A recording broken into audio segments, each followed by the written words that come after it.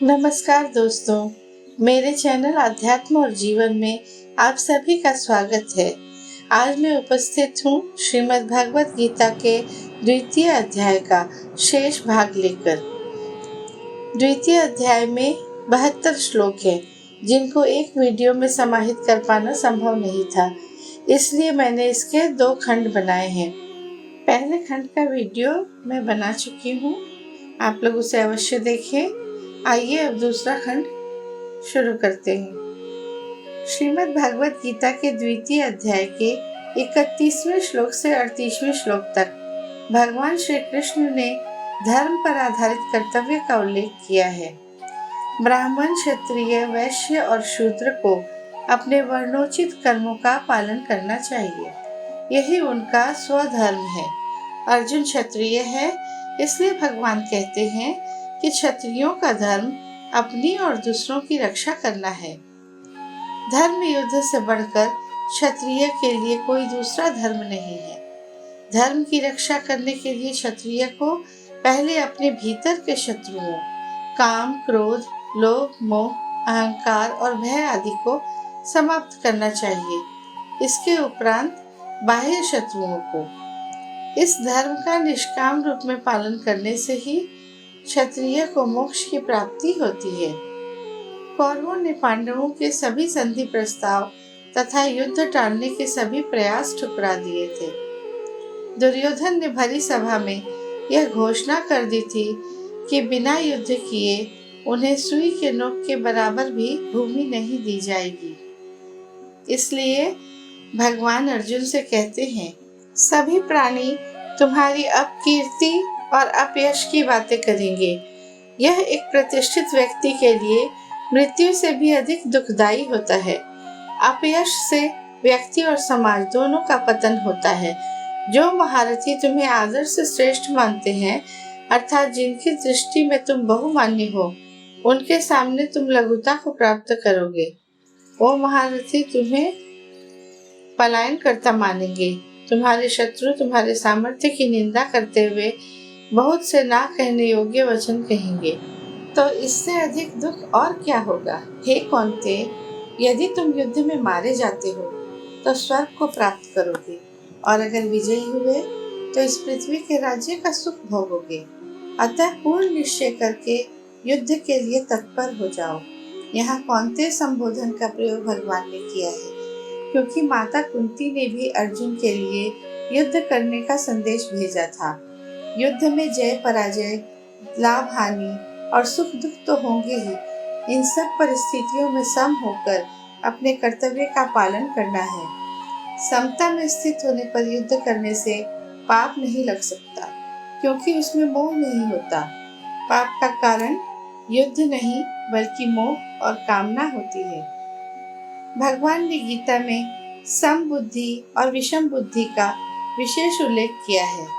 सम बुद्धि से मोक्ष और विषम बुद्धि से बंधन होता है। भगवान ने जिस समता की बात कही है, वह सांख्य योग और कर्म योग दोनों साधनों से प्राप्त हो सकती है।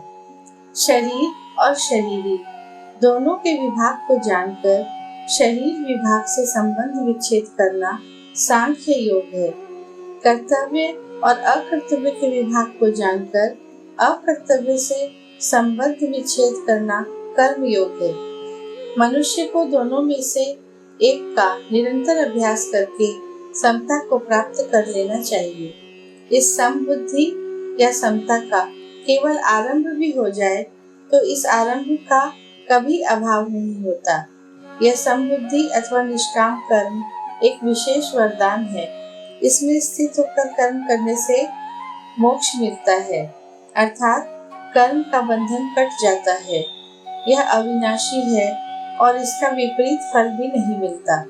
तात्पर्य यह है कि इस निष्काम कर्म को सच्चे मन से करते हुए यदि कोई त्रुटि भी हो जाए तो उसका दुष्फल नहीं मिलता। समता की प्राप्ति पर मनुष्य लाभ हानि, सुख दुख आदि द्वंद्वों से कहीं ऊपर उठ जाता है। संसार में विषमता का होना ही विपरीत फल है। सांसारिक कार्यों में राग द्वेष होना ही विषमता है। परंतु जब मनुष्य में समता आती है तो राग द्वेष नहीं रहते, और राग द्वेष न रहने पर विषमता नहीं रहती, तो विपरीत फल होने का कोई कारण ही नहीं है। 41वें श्लोक में भगवान कहते हैं, हे कुरुनंदन, कर्म योगी साधक जिस समता को प्राप्त करना चाहता है वह परमात्मा का स्वरूप है। इस परम तत्व की प्राप्ति का साधन है अंतःकरण की समता। अंतःकरण की समता में संसार का राग बाधक है। इस राग द्वेष को हटाने का और परम तत्व को प्राप्त करने का जो एक निश्चय है, व्यवसाय आत्मिका बुद्धि, यह एक होती है क्योंकि इसमें सांसारिक वस्तु पदार्थ आदि की कामना का त्याग होता है। व्यवसायत्मिका बुद्धि को विषय वासना आकर्षित नहीं कर सकती। साधारण मनुष्य की बुद्धि सांसारिक विषयों में लिप्त होने के कारण स्थिर नहीं होती और अनंत शाखाओं वाली होती है, अर्थात एक एक बुद्धि की अनंत शाखाएं होती है। जैसे धन प्राप्ति करना एक बुद्धि है और धन प्राप्ति के लिए व्यापार करे, नौकरी करे, चोरी करे, धोखा दे आदि उस बुद्धि की अनंत शाखाएं। हे पार्थ, जिन मनुष्यों का कामनाओं में लगाव है, सकाम कर्मों में विश्वास रखते हैं, सांसारिक भोगों को ही महत्व देते हैं और स्वर्ग को ही ध्येय मानते हैं, भोग विलास आकर्षण में ही डूबे हैं, ऐसे लोगों की ईश्वर में निश्चयात्मक बुद्धि नहीं होती, अर्थात ऐसे लोग सांसारिक सुख भोग के फलों के इच्छुक होते हैं, ईश्वर प्राप्ति के नहीं। जिस प्रकार जल से भरे बड़े जलाशय के प्राप्त हो जाने के बाद मनुष्य को छोटे जलाशय की आवश्यकता नहीं रहती, उसी प्रकार जो महापुरुष परम तत्व को प्राप्त हो गए हैं, उनके लिए वेदों में कहे गए यज्ञ, दान, तप, तीर्थ, व्रत आदि का कोई मतलब नहीं है। तुम्हारा कर्म करने में ही अधिकार है, फल पर अधिकार नहीं है, और न ही फल की इच्छा रखो। कर्म में निष्काम भाव आवश्यक है। यह भी नहीं है कि तुम कर्म मत करो, कर्म करना भी आवश्यक है। अकर्मण्यता तो स्वयं ही बंधन है। मुक्ति तो निष्काम कर्म से ही संभव है, अर्थात निष्काम कर्म प्रभु प्राप्ति के लिए उत्तम मार्ग है। हे धनंजय, बुद्धि योग अर्थात समता की अपेक्षा सकाम कर्म तुच्छ है, इसलिए तुम समता का आश्रय लो। समता के बिना जीव कर्म करते रहते हैं और उन कर्मों के परिणाम से जन्मते मरते रहते हैं और दुख भोगते रहते हैं। बुद्धि योग या समता से युक्त साधक इसी लोक में पाप और पुण्य दोनों को त्याग देता है। समता युक्त पुरुष संसार में रहते हुए भी संसार से निर्लिप्त रहता है, इसलिए उसे पाप और पुण्य नहीं छूते। वह अपने कल्याण के लिए कुछ नहीं करता। समता में स्थित ज्ञानी जन कर्म जनित कर्म फल को त्याग कर जन्म रूपी बंधन से मुक्त होकर परम पद को प्राप्त हो जाते हैं। कारण यह है कि समता में स्थित होने के कारण उनमें राग द्वेष, कामना, वासना, मोह आदि दोष नहीं रहते। वे हमेशा के लिए जन्म मरण के बंधन से मुक्त हो जाते हैं। जिस समय तुम्हारी बुद्धि मोह रूपी दलदल को पूर्ण रूप से पार कर जाएगी, उस समय तुम सुने हुए और सुनने योग्य इस लोक और परलोक के सभी मोहों से वैराग्य ले लोगे। संसार के लोभ और मोह में श्रवण का विशेष योगदान रहता है। समता में स्थित साधक फिर भोग संबंधी बातों को सुनना ही नहीं चाहता। संसार के असंख्य संकट और शास्त्रों के भी कथन मनुष्य की बुद्धि को अस्थिर और विचलित बना देते हैं। तुम्हारी बुद्धि जो अनेक प्रकार के शास्त्रीय भेदों को सुनने से विचलित है, जब स्थिर हो जाएगी तो तुम योग को प्राप्त हो जाओगे, अर्थात तुम्हारा ईश्वर से संयोग हो जाएगा। एक विभाग अस्थिर बुद्धि वालों का है और एक विभाग स्थिर बुद्धि वालों का। 41वें श्लोक से 44वें श्लोक तक अस्थिर बुद्धि वालों की बात है। स्थिर बुद्धि वालों की बात 55वें श्लोक से 71वें श्लोक तक है। जिस समय साधक सांसारिक रुचि का त्याग करके अपने स्वरूप में स्थित रहता है, तब वह स्थिर बुद्धि वाला कहा जाता है। गीता बुद्धि की स्थिरता को ही महत्व देती है। दुखों की प्राप्ति पर जो दुखी नहीं होता और सुखों की प्राप्ति पर जो उनमें लिप्त नहीं होता और जो राग, भय तथा क्रोध से सर्वथा ऊपर रहता है, वह मुनि मनुष्य स्थिर बुद्धि वाला होता है।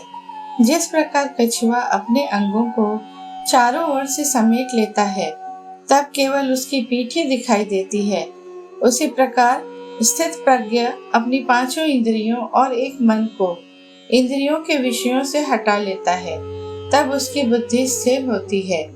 जब साधक भगवान को जान लेता है, तब उसको भगवान के अतिरिक्त और कुछ भाता ही नहीं।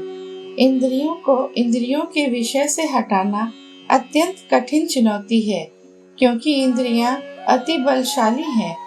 भगवान के परायण हुए बिना इंद्रियों को वश में करना कठिन है।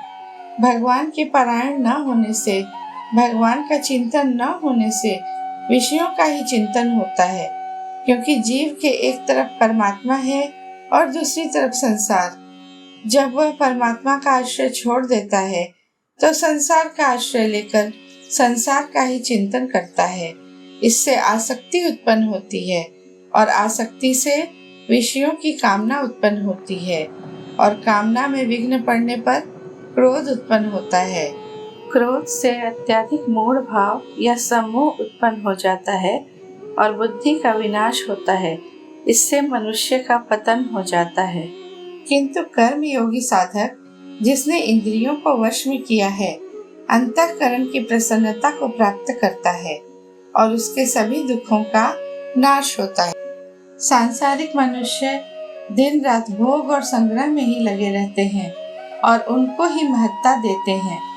उन्हें सत असत का ज्ञान नहीं है।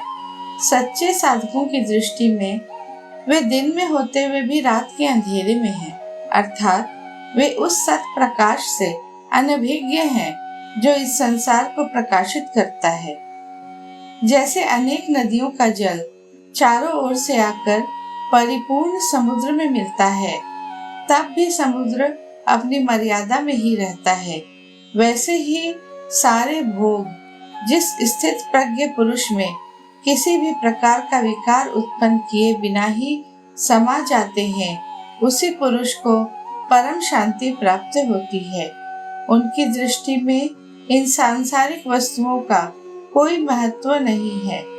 हे अर्जुन, यह ब्रह्म को प्राप्त साधक की स्थिति है। इसको प्राप्त कर योगी कभी मोहित नहीं होता और अंतकाल में भी इस ब्रह्मी स्थिति में स्थित होकर ब्रह्म को प्राप्त करता है। यहाँ पे श्रीमद् भागवत गीता का 2वां अध्याय समाप्त होता है। आप लोग सभी कमेंट बॉक्स में जाकर जय श्री कृष्ण अवश्य लिखें। धन्यवाद।